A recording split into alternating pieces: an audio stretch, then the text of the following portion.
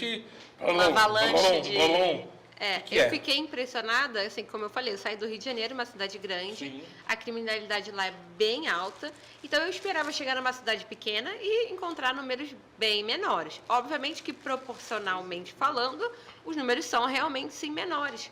Porém, se a gente for pensar na quantidade de pessoas, né, população, eu identifico que Caraguá é muito, é um lugar onde a gente tem bastante crimes específicos, como, por exemplo, estupro de vulnerável, que é um crime hediondo, que é quando você pratica ato sexual com crianças e adolescentes menores de 14 anos, ou com uma mulher, por exemplo, uma pessoa, um homem também pode ser, que esteja com vulnerabilidade, por exemplo, por efeito de droga ou bebida. É aquele caso, né, que a pessoa diz não e o agressor continua, né, a ter a relação sexual sem o consentimento da pessoa.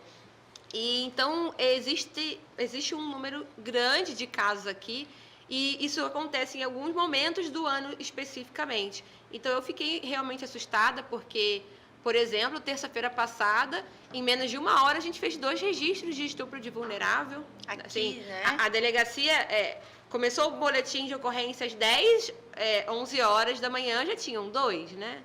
Então a gente tem dias que tem 3.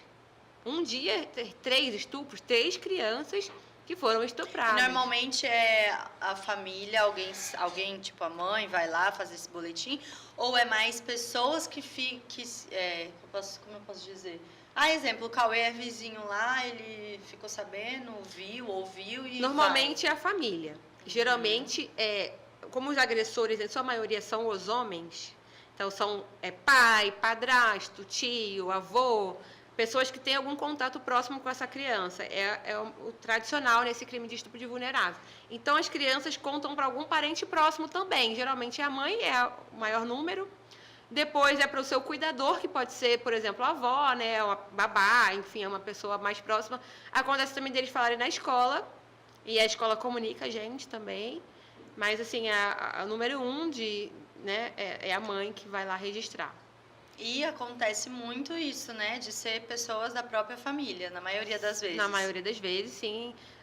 Acontece também vizinhos, né? Também acontece crianças que ficam cuidadas por outra pessoa, uma babá, por exemplo, o marido da babá, o convivente da babá, a gente tem casos também, né, desse tipo.